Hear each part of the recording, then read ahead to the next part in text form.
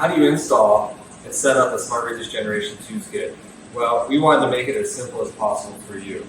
When the skid shows up at your customer location, it shows up on a prefabricated stainless steel frame, bolted down, ready to be hooked up, cooling water in, treated water out.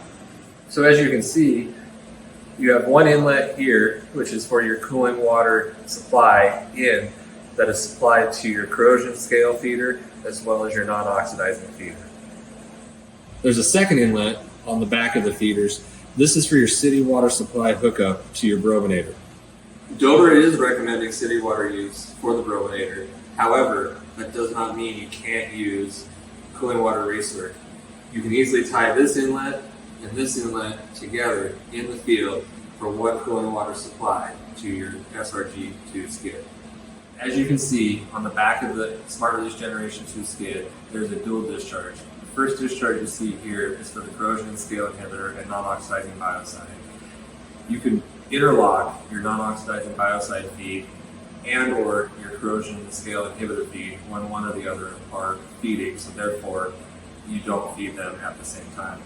The second discharge is for your oxidizing biocide off of the outlet of the bromanator.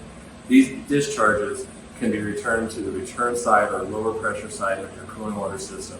So then you get as easy as water in, treated water out. The Smart Release Generation 2 feeder is almost identical in terms of how Dover has designed the drain. As you can see, there's individual drain lines with isolation valves coming off the bottom of each feeder and tied to a common line that goes to a drain that's nearby your cooling water system.